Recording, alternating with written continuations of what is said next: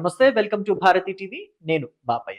తొందరపడకు బాలనేని చిక్కుల్లో పడతావు అని చెప్పేసి ఈ వీడియోకి నేను ఒక టైటిల్ పెట్టాను. ఆంధ్రప్రదేశ్ ఉప ముఖ్యమంత్రి జనసేన పార్టీ అధినేత పవన్ కళ్యాణ్ బాలినేని శ్రీనివాసరెడ్డి తోటి, మాజీ మంత్రి బాలినేని శ్రీనివాసరెడ్డి తోటి తొందరపడకు బాలనేని చిక్కుల్లో పడతావు అని అంటున్నట్టుగా పెట్టాను టైటిల్. ఎందుకు అలా పెట్టాను అనే డీటెయిల్స్ మీకు తెలియజేస్తాను ఈ వీడియో ద్వారా. అయితే ప్రస్తుతం ఒంగోలులో ఎటువంటి టాక్ నడుస్తుంది అంటే బాలినేని శ్రీనివాసరెడ్డి జనసేనలో నుంచి బయటకు వెళ్ళిపోతారు అని చెప్పేసి ఒక టాక్ నడుస్తుంది. ఆయన తిరిగి వైసీపీలోకి వెళతారు అని చెప్పేసి ఇంకొక టాక్ కూడా నడుస్తుంది. అలాగే బాలినేని శ్రీనివాసరెడ్డికి దామచర్ల జనార్దన్ రెడ్డికి ఎక్కడా సరిపడడం లేదు అని చెప్పేసి కూడా ఇంకో టాక్ నడుస్తుంది. తాజాగా బాలినేని శ్రీనివాసరెడ్డి ఒంగోలుకు వచ్చి దామచర్లకి వార్నింగ్ ఇచ్చారు. అందరి లెక్కలు తేలుస్తానని చెప్పేసి వార్నింగ్ ఇచ్చారు అని కూడా ఇంకొక టాక్ నడుస్తుంది. అసలు ఏం జరుగుతుంది ఒంగోలులో? ప్రకాశం జిల్లాలో రాజకీయ పరిస్థితులు ఎలా ఉన్నాయి, బాలినేని శ్రీనివాసరెడ్డి పరిస్థితి ఎలా ఉంది అనే వివరాల్ని మనం పూర్తిగా మాట్లాడుకుందాం. అయితే మాట్లాడుకునే ముందు అసలు జనసేన పార్టీలో బాలినేని శ్రీనివాసరెడ్డి పరిస్థితి ఎలా ఉంది, ఆయన వైసీపీలోకి వెళితే పరిస్థితి ఎలా ఉంటుంది అనేది కూడా మనం ఇక్కడ మాట్లాడుకోవాలి. బాలినేని శ్రీనివాసరెడ్డి 2024 ఎన్నికల తర్వాత జనసేనలోకి వచ్చారు. జనసేనలోకి ఆయన వచ్చినప్పుడు ఎలా ఉంది పరిస్థితి, ఇప్పుడు ఎలా ఉంది అని అంటే చాలా డిఫరెన్స్ వచ్చింది అని చెప్పేసి చెప్పుకోవాలి. రెగ్యులర్ గా జనసేన పార్టీ అధినేత పవన్ కళ్యాణ్ కోసం లేదా జనసేన పార్టీ కోసం బాలినేని శ్రీనివాసరెడ్డి ఎక్కడ ఆయన వాణి వినిపిస్తున్నట్టుగా అయితే కనిపించడం లేదు. ఆయన వైసీపీలో ఉన్నప్పుడే ఆ స్థాయిలో ఎక్కడ జగన్మోహన్ రెడ్డి కోసం వాణి వినిపించిందే లేదు. ఆయన 2014 నుంచి 2019 మధ్య ఒంగోలు ఇన్ఛార్జిగా ఉన్నప్పటికీ కూడా, అంటే 2014 ఎన్నికల్లో బాలినేని శ్రీనివాసరెడ్డి దామచర్ల జనార్దన్ చేతిలో ఓడిపోయారు. బాలినేని ఓడిపోయిన తర్వాత ఆయన అసలు ఒంగోలులో అడ్రస్ లేరు. ఏదైనా ఇంపార్టెంట్ మీటింగ్ ఉంది అంటే జగన్మోహన్ రెడ్డి ఎక్కడికైనా మీటింగ్కి వస్తున్నారు, లేకపోతే జగన్మోహన్ రెడ్డి ఏదైనా కార్యక్రమాన్ని ఆదేశించారు అని అంటే తప్ప ఆయన ఒంగోలుకు వచ్చేవారు కాదు. ఎక్కువగా హైదరాబాద్లోనే ఉండేవారు. ఒంగోలులో ఆయన కనిపించడం తక్కువ, చుట్టపు చూపుగా మాత్రమే వచ్చేవారని ఆయన మీద ఒక టాక్ కూడా ఉంది. ఏదైనా ఫంక్షన్లకో పెళ్లిళ్ళకో పేరెంటాలకో వచ్చి అలా వచ్చి కనపడి ఇలా వెళ్ళిపోయేవారు బాలినేని అని చెప్పేసి టాక్ ఉంది. అయితే 2019లో మాత్రం బాలినేని గెలిచారు. గెలిచిన తర్వాత కూడా అంతే, ఆయన మొత్తం అంతా కూడా ఫోన్ల మీదే ఆయన అసిస్టెంట్లు లేకపోతే పిఏలు వాళ్ళతోటి ఎక్కువగా నడిపిస్తారు. ఆయన హైదరాబాద్ లో ఉండి తన బిజినెస్ వ్యవహారాలు చూసుకుంటారు అని చెప్పేసి కూడా ఒక టాక్ ఉంది. ఇక్కడ చూసుకుంటే ఆయన ఆంధ్రప్రదేశ్ లో 2019 నుంచి 2022 వరకు మినిస్టర్ గా ఉన్నారు. సో ఈ క్రమంలో కూడా ఆయన ఎక్కువగా హైదరాబాద్ లోనే ఉంటూ ఎప్పుడైనా కేబినెట్ మీటింగ్స్ కో లేకపోతే జగన్మోహన్ రెడ్డి ఏవైనా కార్యక్రమాలు ఆదేశిస్తే మరి వాటికి అటెండ్ అవ్వటమో ఇలాంటి వాటిని చేసుకుంటూ ఉండేవారు అని చెప్పేసి కూడా ఉంది. కాకపోతే 2014 నుంచి 19 మధ్య కన్నా 2019 నుంచి 22 మధ్య ఎక్కువగా అందుబాటులో ఉన్నారని చెప్పుకోవాలి. ఎందుకంటే మంత్రి కాబట్టి చాలా కార్యక్రమాలు ఉంటాయి కాబట్టి, ప్రోటోకాల్ ఉంటుంది కాబట్టి వాటన్నిటిని చూసుకోవడానికి బాలినేని అవైలబుల్ గానే ఉన్నారు. కానీ 2022లో మంత్రి పదవి నుంచి ఆయన తొలగించి కొత్త వాళ్ళని తీసుకొచ్చారు కదా, కొత్త వాళ్ళని ఇచ్చే ప్లేస్ లో ఈయన్ని తొలగించడం జరిగింది. మరి ఈ క్రమంలో అలకపూనిన బాలినేని చానాళ్ల పాటు అసలు పార్టీ కార్యక్రమాలకన్నిటికీ దూరంగా ఉన్నారు. జగన్మోహన్ రెడ్డి మీద కాస్త కినుకు వహించారు. పైగా 2014లో కావచ్చు, 2019 ఎన్నికల్లో కావచ్చు, బాలినేని శ్రీనివాసరెడ్డి ఎవరికైతే టికెట్లు ఇవ్వమని చెప్పేసి రికమెండ్ చేశారో వాటిల్లో 99% బాలినేని రికమెండ్ చేసిన వాళ్ళకే జగన్ టికెట్లు ఇచ్చారు. కానీ 2024 పరిస్థితులకు వచ్చేసరికి పూర్తిగా మారిపోయింది. 2024లో బాలినేని శ్రీనివాసరెడ్డి మాగుంట శ్రీనివాసరెడ్డికి టికెట్ ఇవ్వండి, ఎంపీ టికెట్ ఇవ్వండి అని చెప్పేసి జగన్మోహన్ రెడ్డిని బ్రతిలాడినా కానీ జగన్మోహన్ రెడ్డి ఆయన ప్రపోజల్ ని పూర్తిగా పక్కన పెట్టేశారు. ఈ క్రమంలో అసలు ఎన్నికల ముందు కూడా బాలినేని శ్రీనివాసరెడ్డి చానాళ్ల పాటు హైదరాబాద్ లోనే ఉన్నారు. ఆయన రాలేదు. అసలు బాలినేనికి కూడా టికెట్ ఉంటుందా లేదా అని చెప్పేసి కొన్ని క్వశ్చన్ మార్క్స్ వచ్చినాయి. అసలు ఇంకొక మాట చెప్పాలంటే బాలినేని శ్రీనివాసరెడ్డి పరిస్థితి మంత్రి పదవి పోయిన తర్వాత వైసీపీలో బాలినేని పరిస్థితి ఎంత దారుణంగా తయారైందంటే నా మీదే వైసీపీలో కుట్రలు జరుగుతున్నాయి అని చెప్పేసి ఆయన ఒకానొక సందర్భంలో మీడియా ఎదుట కన్నీళ్లు పెట్టుకున్నారు. నేను వైసీపీ కోసం ఎంత కష్టపడ్డానో నాకు తెలుసు అని చెప్పేసి ఆయన బాధపడ్డారు. సో అలాంటిది ఆయన 2024లో ఆయన కూడా పోటీ చేస్తారా లేదని కొన్ని డౌట్స్ వచ్చాయి. సో మొత్తం మీద ఆయనకైతే టికెట్ ఇచ్చింది వైసీపీ అధిష్టానం.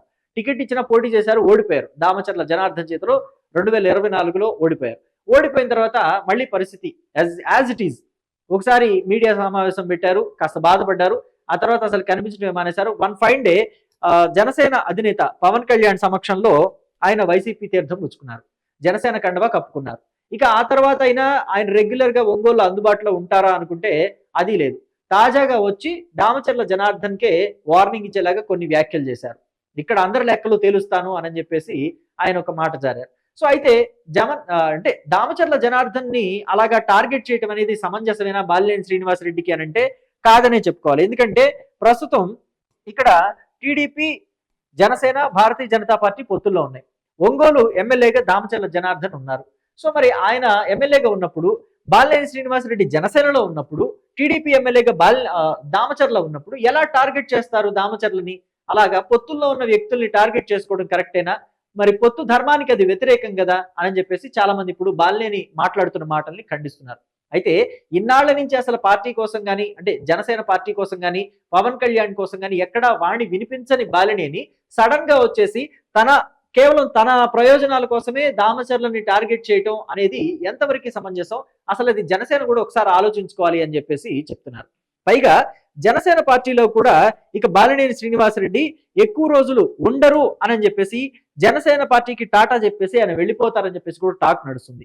దీని మీద కూడా కొంతమంది మాట్లాడుతున్నారు. ఎలాంటి లాజిక్స్ చెప్తున్నారంటే, బాలినేని శ్రీనివాసరెడ్డికి అత్యంత సన్నిహితంగా ఉండే ఒక ఎమ్మెల్సీ, వైసీపీ ఎమ్మెల్సీ, ఆయన చేత బాలినేని శ్రీనివాసరెడ్డి 2024 అంటే ఎప్పుడైతే జనసేనలో చేరారో బాలినేని శ్రీనివాసరెడ్డి, ఆ టైంలో తన చేత రాజీనామా చేయించేశారు. ఆ ఎమ్మెల్సీ చేత, వైసీపీ ఎమ్మెల్సీ చేత రాజీనామా చేయించారు. రాజీనామా చేసిన ఆ ఎమ్మెల్సీ పదవిని పవన్ కళ్యాణ్ చేత తనకిప్పించుకొని మెల్లగా కోటాలో, అంటే ఇక్కడ జనసేనకి కూడా ఒక కోటా ఉంటుంది కదా, మంత్రి పదవులు ఇన్ని ఇవ్వాలి, ఇన్ని తీసుకోవాలని చెప్పేసి. సో కాబట్టి ఆ కోటాలో మంత్రి క్యాబినెట్ లోకి ఎంటర్ అవ్వాలి అని చెప్పేసి బాలినేని అనుకున్నారట. కానీ అది కుదరలేదు. ఎందుకని కుదరలేదు అని అంటే, ఇదిగోండి ఇక్కడ స్పీకర్ ఉన్నారు కదా, ఈయన చైర్మన్, శాసన మండలి చైర్మన్, ఈయన ఏం చేశారు? ఆ రాజీనామా ఇచ్చిన ఎమ్మెల్సీ రాజీనామాని ఆమోదించలేదు. రిజిగ్నేషన్ లెటర్ ని ఆమోదించకపోతే ఎలా కుదురుతుంది? సో అది కుదరలేదు. ఒకవేళ ఆయన రాజీనామాని ఆమోదించినా గానీ పవన్ కళ్యాణ్ ఈయనకే టికెట్ ఇస్తారని కూడా గ్యారెంటీ లేదు. ఎందుకంటే ఈయన అసలు నియోజకవర్గంలో అందుబాటులో ఉండటం లేదు. పవన్ కళ్యాణ్ కూడా ఆ విషయంలో ఎక్కడో కొంత బాలినేని మీద అసంతృప్తిగా ఉన్నారు అని చెప్పేసి కూడా టాక్ నడుస్తుంది. ఈ క్రమంలో బాలినేని మళ్ళీ వైసీపీలోకి వెళ్ళిపోతారేమో అని చెప్పేసి కూడా ఇంకొక టాక్ ఉంది. నేను ఇందాక అన్నాను కదా, మళ్ళీ సొంత గూటికి వచ్చే అవకాశం కూడా ఉంది బాలినేని అని చెప్పేసి. ఇక్కడే మనం ఒక విషయాన్ని మాట్లాడుకోవాలి. బాలినేని శ్రీనివాసరెడ్డి వర్సెస్ దామచర్ల జనార్దన్ గా ఉంది. అంటే దామచర్ల జనార్దన్ కి బాలినేని శ్రీనివాసరెడ్డికి ఎప్పుడూ కూడా రాజకీయ శత్రుత్వం ఉంది. కానీ అది పోను ఎలా అవుతుందంటే పర్సనల్ శత్రుత్వం కూడా మారే అంత భయంకరంగా వెళ్ళిపోతున్నాయి ఇక్కడ ఒంగోలు రాజకీయాలు. కాబట్టి బాలినేని శ్రీనివాసరెడ్డి ఇక్కడ జనసేన తోటి కలిసి ఉండలేని పరిస్థితి ఏర్పడింది. ఎందుకంటే పొత్తులో ఉన్నారు జనసేన, తెలుగుదేశం పార్టీ. మరి దామచర్లకి అనుకూలంగా మాట్లాడాలి అని అంటే అసలు బాలినేని శ్రీనివాసరెడ్డికి ఏమాత్రం మనసొప్పదు. అందుకని అసలు జనసేననే వదిలి బయటికి వెళ్ళిపోదామా అని ఆలోచనలో ఉన్నారట. జనసేనని వదిలి బయటకు వెళ్ళిపోతే వైసీపీలో జాయిన్ అయ్యారనుకోండి, ఇక్కడ వైసీపీలో ఏంటి పరిస్థితి? బాలినేని శ్రీనివాసరెడ్డి వదిలి వెళ్ళిపోయారని పార్టీని మూసేసుకోలేరు కదా. జగన్మోహన్ రెడ్డి అక్కడ ఒంగోలు పార్టీ ఆఫీస్ ని క్లోజ్ చేయలేరు కదా. అందుకని చెప్పేసి చుండూరి రవిబాబు అని చెప్పేసి ఒక వ్యక్తిని తీసుకొచ్చారు, ఇన్ఛార్జ్ గా పెట్టారు. కొత్తలో వైసీపీ క్యాడర్ కూడా చుండూరి రవిబాబుని మన జగన్మోహన్ రెడ్డి తీసుకొచ్చి పెట్టాడు కదా వాటేసుకుని ఏమి ఆహ్వానించేసి మీరే మా ఇన్ఛార్జి, మీరే మా దేవుడు అని ఏమి అనలేదు. కొత్తలో వ్యతిరేకించింది వైసీపీ క్యాడర్ కూడా చుండూరి రవిబాబుని. కానీ తర్వాత చుండూరి రవిబాబు వాళ్ళంతా కూడా ఓన్ చేసుకున్నారు. ఓన్ చేసేసుకుని ఇప్పుడు పార్టీని ఒక ట్రాక్ లోకి తీసుకొచ్చుకుంటున్నారు. క్యాడర్ ని కూడా మొత్తం అంతా కూడా దగ్గర చేసుకుంటున్నారు. అయితే బాలినేని శ్రీనివాసరెడ్డి ఇప్పుడు వైసీపీలోకి వస్తే చుండూరి రవిబాబు యాక్సెప్ట్ చేస్తారా? చుండూరు రవిబాబు యాక్సెప్ట్ చేస్తారా లేదా పక్కన పెట్టండి. అసలు వైసీపీ క్యాడర్ యాక్సెప్ట్ చేస్తారా? అసలు ఆల్రెడీ ఒకసారి వదిలి వెళ్ళిపోయారు, మళ్ళీ వచ్చారు, ఇంకోసారి ఉంటారో లేదో కూడా తెలియదు. ఈయన పద్దాకలు అలుగుతారు, ఈయన పద్దాకలు అసలు అందుబాటులో ఉండరు అని చెప్పేసి మళ్ళీ వాళ్ళు పూర్వపు విషయాలన్నింటినీ కూడా జ్ఞాపకం తెచ్చుకునే పరిస్థితి ఏంటి? సో ఇలా ఉందన్నమాట. అయితే 2029 ఎన్నికలు వచ్చింది అనుకుందాం. బాలినేని వైసీపీలోనే ఉండిపోతారు అనుకుందాం కాసేపు. బాలినేని వైసీపీలోనే ఉండిపోతారు అనుకుందాం. బాలినేనికి టికెట్ ఇచ్చారు అనుకుందాం జగన్మోహన్ రెడ్డి, కాసేపు అనుకుందాం, హైపోథెటికలే అనుకుంటే ఈ చుండూరి రవిబాబు యాక్సెప్ట్ చేస్తారా? అది ఇన్నాళ్ళు నేను పార్టీని ఒక ట్రాక్ లోకి తెచ్చుకున్నాను, క్యాడర్ని అంతా కూడా దగ్గర చేసుకున్నాను, ఇప్పుడు జనసేనలోంచి వచ్చిన ఆ వ్యక్తికి వైసీపీ అధినేత జగన్మోహన్ రెడ్డి 2029 ఎన్నికలకి టికెట్ ఇస్తారా ఎమ్మెల్యేగా? నేను పిచ్చోడినా అని చెప్పేసి ఆయన ఫీల్ అవరా? నేను వెర్రిబాగులు అన్నా, ఇన్నాళ్ళు కష్టపడిన నా శ్రమంతా మట్టిలో పోసినట్టేనా అని చెప్పేసి ఆయన బాధపడరా? సో ఆయన ఎంత మాత్రం సహకరిస్తారు? సో ఈ మధ్యలో క్యాడర్ని ఆయన కూడా దగ్గర చేసుకుంటారు కదా, మరి ఆ క్యాడర్ అంతా చుండూరు రవిబాబు మాటే వింటారు కదా. సో 2029 ఎన్నికల్లో కూడా బాలినేని వైసీపీలోకి వెళ్ళిన గెలుపు అంతంత మాత్రమే. గెలుపు అవకాశాలు కూడా చాలా తక్కువ అని చెప్పేసి టాక్ నడుస్తుంది. బాలినేని శ్రీనివాసరెడ్డి అనవసరంగా 2024 ఎన్నికల తర్వాత వెళ్ళి జనసేన పార్టీలో చేరారు, అదంతా కూడా ఆయన స్వయం కృతాపరార్థం అని చెప్పేసి వైసీపీ కేడర్ ఇప్పుడు మాట్లాడుతుందట. సో అందుకనే ఉన్న బాలినేని శ్రీనివాసరెడ్డి ఉన్న పార్టీలో అయినా స్థిరంగా ఉండి ఆ పార్టీకి అనుకూలంగా ఉంటే బెటర్ ఏమో. ఆ పార్టీకి పొత్తులో ఉన్న తెలుగుదేశం పార్టీ అభ్యర్థితోటి గిల్లి కజ్జాలు పెట్టుకోకుండా ఉన్న పార్టీలోనే స్థిరంగా చక్కగా సఖ్యతగా ఉంటే అటు పవన్ కళ్యాణ్ కోసం జనసేన పార్టీ కోసం కష్టపడి పనిచేస్తే ఖచ్చితంగా పవన్ కళ్యాణ్ గుర్తిస్తాడు. ఖచ్చితంగా రెడ్డి సామాజిక వర్గానికి చెందిన వ్యక్తి కాబట్టి బాలినేని శ్రీనివాసరెడ్డికి కొంత పదవులు ఇచ్చే అవకాశం కూడా ఉంటుంది. కాబట్టి బాలినేని శ్రీనివాసరెడ్డి తొందరపడకుండా జనసేన పార్టీలోనే ఉంటే, అందులోనూ సఖ్యతగా ఉంటే ఏమైనా అవకాశాలు ఉంటాయేమో పదవుల పట్ల అని చెప్పేసి కూడా కొంతమంది అంటున్నారు. అయితే మీరేమంటారు? బాలినేని శ్రీనివాసరెడ్డి సొంత కొడుకు, ఆయన కూడా మరి ఇక్కడ మనం గమనిస్తే బాలినేని ప్రణీత్ రెడ్డి, ఆయనకేమో మనసంతా కూడా వైసీపీలోనే ఉంటది. మనిషి ఇక్కడ జనసేన పార్టీలో ఉన్నప్పటికీ తన తండ్రి బాలినేని శ్రీనివాసరెడ్డి జనసేనలో ఉన్నప్పటికీ కూడా బాలినేని ప్రణీత్ రెడ్డి మనసంతా కూడా వైసీపీలో ఉంటది. మరి ప్రణీత్ రెడ్డి యాక్సెప్ట్ చేస్తాడా? జనసేనలోనే బాలినేని కంటిన్యూ అవుదాము అంటే ఇక్కడ స్థిరంగా ఉందాము, అటు మనం వైసీపీలోకి వెళ్ళినా మళ్ళీ అక్కడ మనకి చోటు లేదు అని చెప్పేసి బాలినేని రాజీపడి ఆయన జనసేనలోనే ఉన్నా కానీ ఈయన ఆయనకి సహకరిస్తాడా ప్రణీత్ రెడ్డి? సో ఇవన్నీ కూడా క్వశ్చన్ మార్క్స్ అయిపోయినాయి బాలినేని శ్రీనివాసరెడ్డి పరిస్థితి.